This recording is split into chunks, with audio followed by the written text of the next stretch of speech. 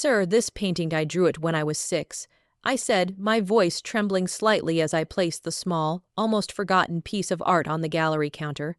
The gallery owner, a sharply dressed man in his late 50s with an air of authority and a faintly disdainful smirk, looked down at it. He frowned, a look of disbelief spreading across his face. "That's impossible," he said, almost choking on the words. "No child could have drawn this. The perspective, the detail, the emotion, it's beyond comprehension for someone your age." I felt my stomach drop. Was I crazy for bringing it here? Was I imagining my own memories? Or was it possible that someone had stolen my art, decades before I even knew this world could be cruel enough to do such a thing? Tell me, what would you have done if someone accused a 6-year-old of being capable of something that seemed utterly impossible? Because at that moment, I felt like my entire life had been caught in the crosshairs of disbelief. I need to start from the beginning.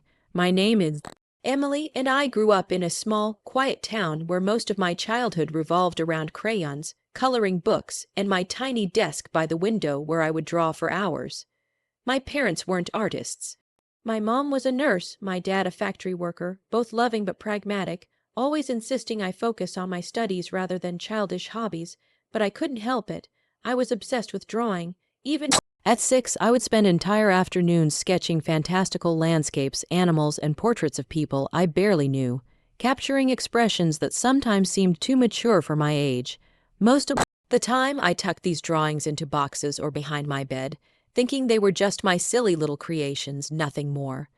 But there was one in particular, a painting of a storm over a city skyline, the clouds swirling violently, the lights of the buildings flickering like candles in a gusty wind. I had loved it then, and somehow I never forgot it.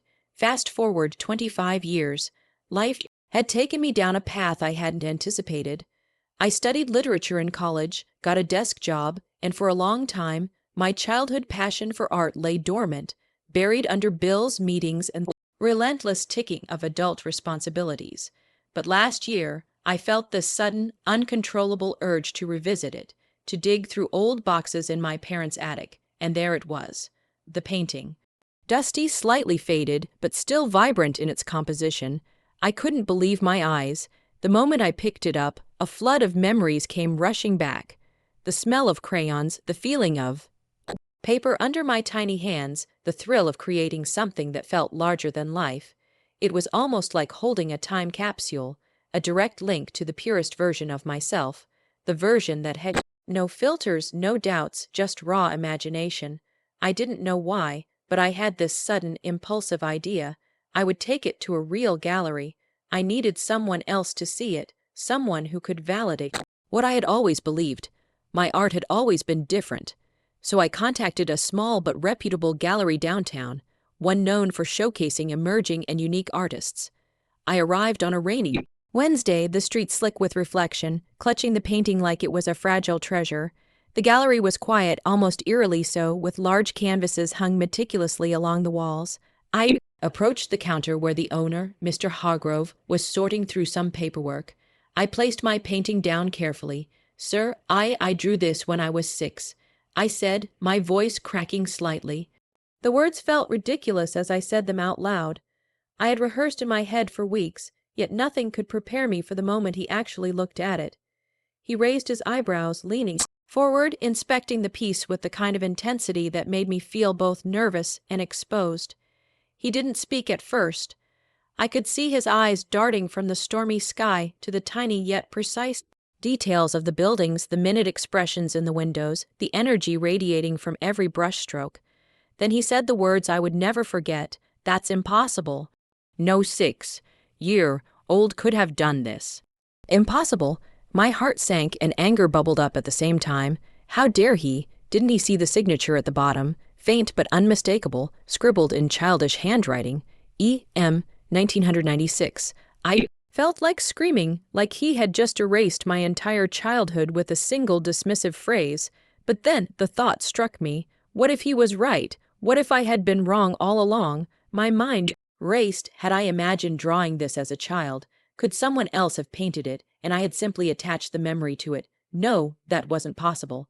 I remembered the smell of the crayons, feel of the paper, the way my little fingers had trembled with excitement as I painted each swirling cloud.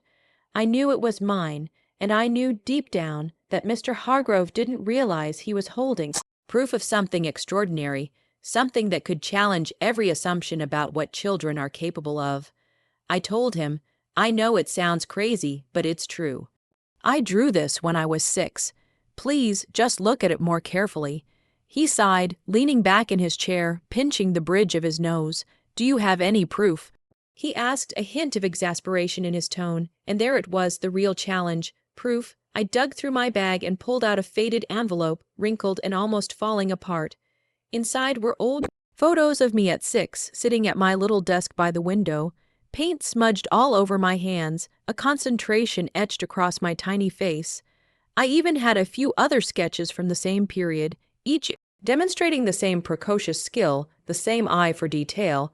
I handed them to him. He stared, and for the first time I saw a flicker of something doubt, and maybe, just maybe, belief. So that's the situation I was in, and I had to make a choice.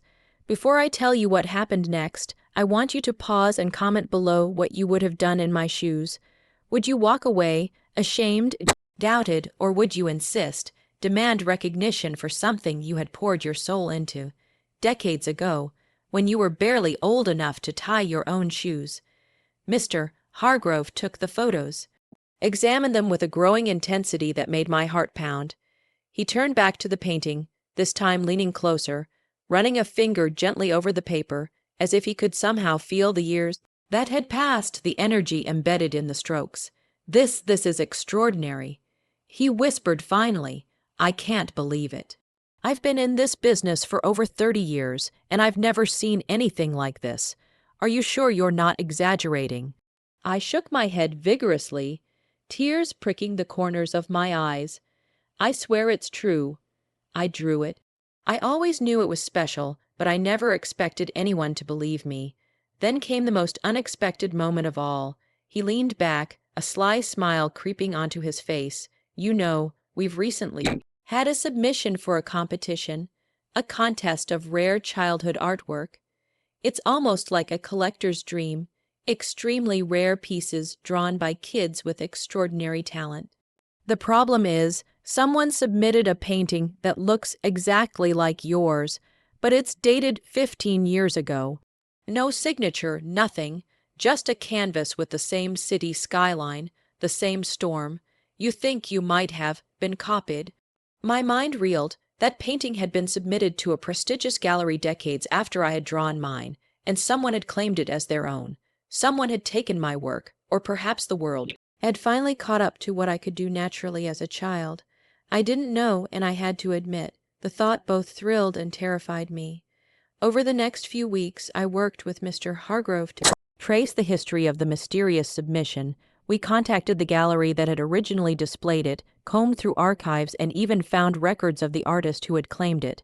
The trail led to a man who had been a family friend of mine when I was a child, a painter, a mentor of sorts, who had visited our home occasionally. I remembered him vaguely, the way he had praised my work. Told me I had a rare gift. At the time, I had felt validated, proud, and maybe even a little flattered. But now it seemed that flattery had a darker edge. He had taken my painting, removed my signature, and passed it off as his own years later. My stomach turned with anger.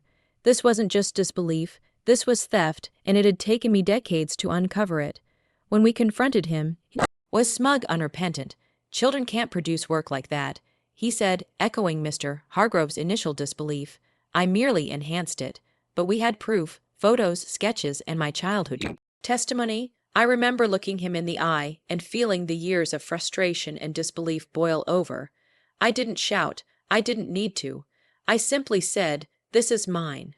Always was, always will be. And now the world will know. He slumped in his chair, the mask of arrogance finally slipping, replaced by a grim acknowledgement of the truth he could no longer deny. The painting was finally authenticated as mine.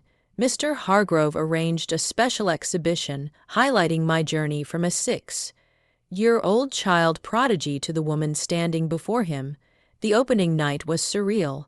Art collectors, critics, and friends, all marveling at the stormy skyline, the chaos of clouds captured by the hands of a 6-year-old, now standing as a testament to the undeniable power of innate talent. The gallery was buzzing, cameras flashing, and for the first time in my life, I felt seen. Truly seen, not as a child, not as a wannabe artist, but as someone whose gift had always belonged to them. Looking back now, I realize something important. Life will often make you question yourself, doubt your own memories, and even let others steal your confidence. But there's a part of you that always knows the truth, a part that holds onto your authenticity no matter how loudly the world shouts otherwise. That painting, that small storm over a city skyline, wasn't just a work of art, it was proof that belief in oneself is non-negotiable, that the innocence and creativity of a child can leave a permanent mark on the world. So if you take anything from my story, let it be this: don't let anyone dismiss your truth, no matter how impossible it seems. Hold on to it, fight for it, and when the time comes, make the world recognize it. If you were on my side, if you've ever been doubted, I want you to like this video, share your thoughts in the comments, and subscribe for more stories like this, stories that prove that sometimes the most extraordinary things come from the unlikeliest places. Thank you for listening, and I'll see you all in the next story.